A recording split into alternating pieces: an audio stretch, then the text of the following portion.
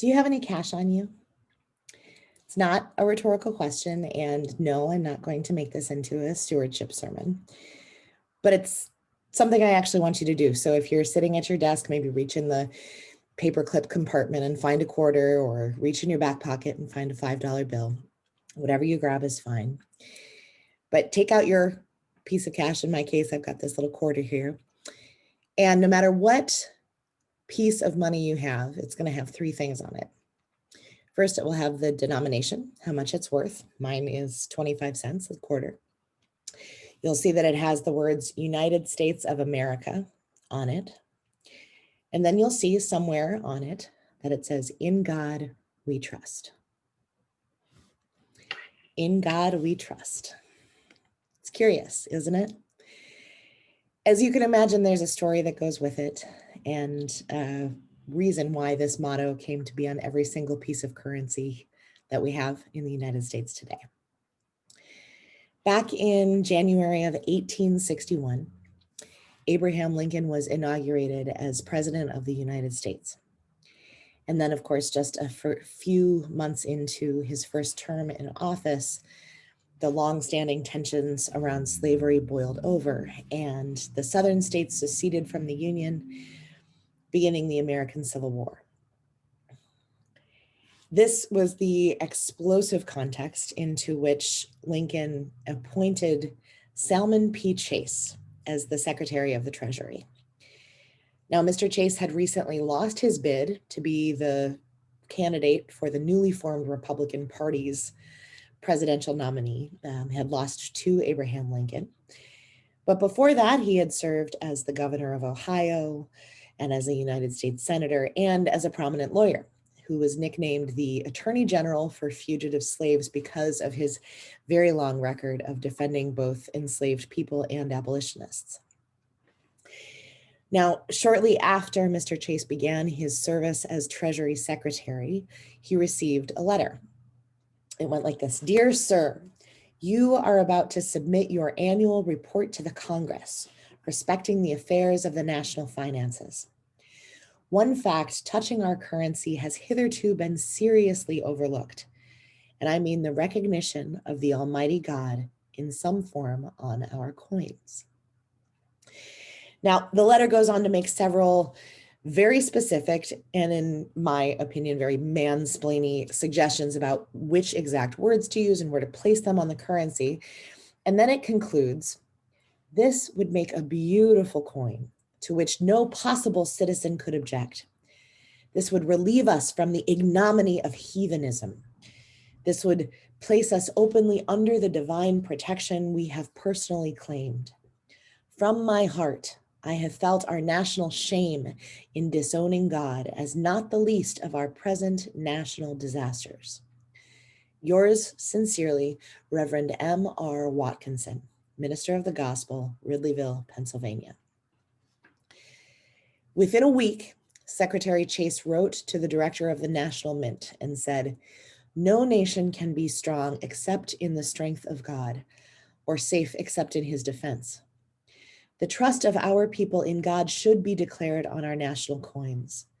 You will cause a device to be prepared without unnecessary delay, with a motto expressing in the fewest and tersest words possible this national recognition." So by 1864, the words "In God we trust" first appeared on the 2-cent coin and have been gracing our currency of all denominations ever since. Now, this was the first standardized currency system in the United States, and accompanied by Chase's other major achievement, which was the establishment of the National Bank, this is what allowed the Union to borrow money that financed their ultimate victory in the Civil War. So this story is striking to me not because of how clearly it points to the sticky relationship between church and state in this nation. There's no question that religion, money, and patriotism have always been closely intertwined here. In fact, we could argue that Christian supremacy, capitalism, ethno-nationalism, and white supremacy were the four horsemen of the apocalypse who brought about the Civil War in 1861, just as they are now again rising and riding together to threaten whatever progress we have made toward democracy and freedom as a union, however imperfect we may be. What is striking to me is how simply this story points toward our human yearning for certainty and trust in the midst of upheaval and chaos. We are at war, the letter writer pleads. We can't trust our fellow citizens. We might die in battle. The country is on the brink of destruction. But at least we can put our trust in God, to whom we can pray for a reunited nation. Remind us of that trust each time we buy our bread or pay our debts. Trust in God, trust in country. I wish sometimes that I had Reverend Watkinson's faith. Instead, lately, I have found myself sitting with the ghosts of the ancestors who witnessed this country splinter into civil war 160 years ago. As we sit in quiet company together, ghost and flesh, on the front porch of prayer and imagination, not so very different, it seems, as we sip our tea and speak of our strange times then and now. We talk of the many whose bodies were and are shackled and coerced into labor, and the few who profit from the sweat off their backs.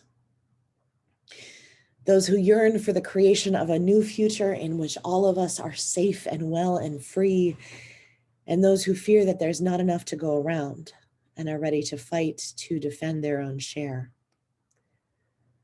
Those who have never fallen for the myth of the American dream, those who think we might someday make it real, and those who would go back to a nostalgic past in which this nation was somehow great. Ghost and flesh, we name our fear, our rage, our hope, our incredulity, and our weariness, looking around us as both collapse and resurrection feel equally possible. Flesh to ghost, in the confessional space of these imagined front porch conversations, I admit out loud that in this swirling chaos, I cannot place my trust in either God or country. I hear them murmur and chuckle and sigh. Neither could we, they whisper. And the conversation turns then to the God and the country in which we do not trust, do not believe. The God who intervenes in history to shape the course of our lives, who elects some for death and some for survival, who promises us rewards in another world in exchange for quietly tolerating the pain and brokenness of this one. The country that is strong and proud, armed to the teeth and convinced of its superior might, that separates itself with borders drawn by long dead men. These fantasies, we agree, are frail and deceptive. To trust in them is to beg for betrayal. And then we pause, the ancestors and I, the silence thick around us. The next part we know is more difficult. This is the part where we must name the God, the country in which we do believe, in which we trust.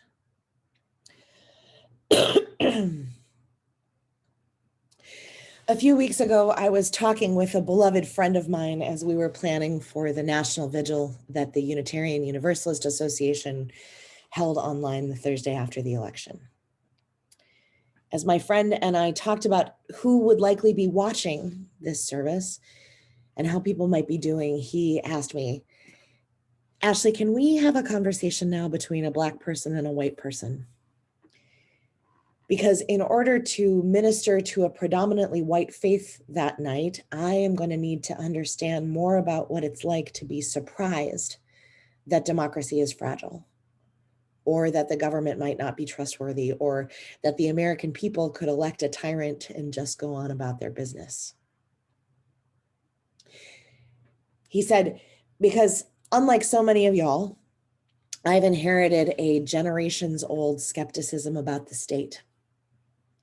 And resiliency is my birthright, and it lives in my bones. I'm old money here. Maybe some of you bring that same inheritance to this moment, bequeathed by similar ancestors as my friends. And we can hold both grief and gratitude for that legacy you bear, wrought in the fires of both trauma and joyful survival. But for those of us who don't come from that kind of hard-won lineage, one that would equip us for times such as these, there is so much to learn. I'm gonna trust in the Lord. I'm gonna trust in the Lord. I'm gonna trust in the Lord till I die. The old African American spiritual goes. The God of that hymn, my old money beloveds have helped me to understand, is not the God that the ghosts of my imagination and I have disavowed either. Rather, this God is the life force of survival that births new and tenacious life and joy into the world, even in the face of death. It's the spirit of resistance that animates revolution in the hearts of those whom the forces of domination would squash and sweep away. The unbreakable threads of love binding communities together in practices of healing and abundance and mutual protection as a defiant rejection of scarcity and isolation. But the hymn doesn't stop there. It goes on. I'm gonna watch, fight and pray. I'm gonna watch, fight and pray. And then, I'm gonna treat everybody right. I'm gonna treat everybody right. And it ends, I'm gonna stay on the battlefield. I'm gonna stay on the battlefield. I'm gonna stay on the battlefield till I die. Now the theology there, that theology declares that we are the embodiment of God. And so we cannot sit by waiting for salvation from above. No, we are part of a cycle, responding to the exquisite beauty of this life by gratefully harvesting its gifts, fiercely resisting anything or anyone that would hoard them away for the few rather than spreading them around for the many. In that God, I trust. In my role as the organizing strategy director at the Unitarian Universalist Association, I lead the team that holds the outward-facing justice ministries of our denomination. And let me just tell you, 2020 has been a year. We've worked with congregations in the midst of the pandemic through a season of righteous uprising against white supremacy and police violence, and towards an incredibly contentious election that has been a referendum about not only our democracy, but about who we are and what we value most highly as a nation, divided as we may be. The stakes, we all agree, are unbearably high. So it's no wonder that so many of us in my denomination, just like yours, have been living with mounting anxiety and fear. And while it seems that we've potentially averted a further descent into authoritarianism with the results of the recent election, our nation did not deliver a sweeping mandate on the side of love. Americans, specifically white Americans, did not resoundingly condemn white supremacy and xenophobia and a politic in which the few should benefit off of the oppression of the many. Instead, and largely because of the work and the votes of Black and Brown and Indigenous Americans, We find ourselves having averted by the slimmest of margins, complete and immediate self-destruction as a nation. But with a long, long way to go if we are to develop or rebuild trust in our government and with one another across this gaping chasm of our differences and values. And even further to go still, if we are to actually make strides toward freedom and liberation and flourishing for all of us. Trust is a scarce commodity right now, especially trust in the mythologies of God and country that have been so weaponized, so distorted, and so misused lately.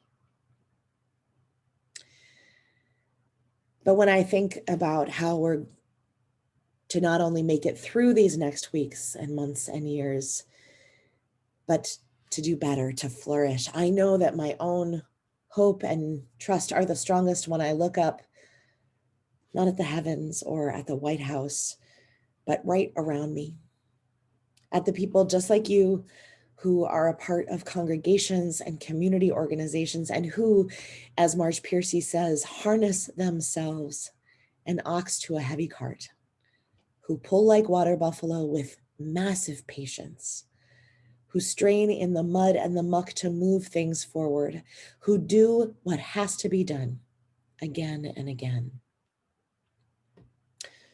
This year, in my own work, this has looked like families with young children dropping literature at the doors of their neighbors, like church matriarchs in their 90s learning how to use text banking software, like young adults showing up at city council meetings and testifying that the police will never really keep us safe and we must invest in real structures of accountability and protection that serve all of the people. It's looked like church leaders who have opened their buildings to provide sanctuary to protesters and organizers and medics fleeing state violence and demanding justice for their communities. Like congregations taking time to map their assets, preparing to leverage our human and infrastructural and financial resources so that we can show up ready and grounded to say a nimble yes and offer what we have to give with courage and generosity, whatever may come our way in the weeks and months and years ahead. The work of the world is common as mud, the poet writes.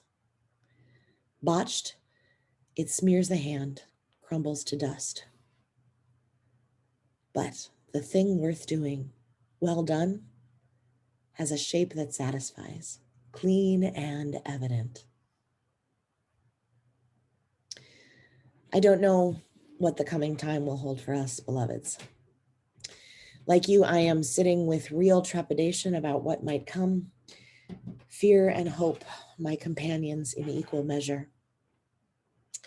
But as I imagine the next iteration of that porch chat with the ancestors, surveying all that might be and all that has been, I can declare that I trust in the God incarnated by our submerging in the work, being of use. The God made real by our watching and fighting and praying and staying on the battlefield for and with one another. I trust in the God who births and is born of our shared struggle to be free and to thrive, each and all of us. I trust in the God who sustains and demands our commitment to forging from the rubble of everything our nation has failed to do a more perfect union. May we all find that same spirit in which we place our deepest trust. May we be moved by the expansiveness of its invitation to loyalty, to work that is real in these times that demand our courage and our collective action. And in our saying yes, in our showing up, finding our roles, being of use, may we feel ourselves more tightly bound to one another, more trusting and more trustworthy because we are in it together. May it be so. Blessed be, Ashe, and Amen.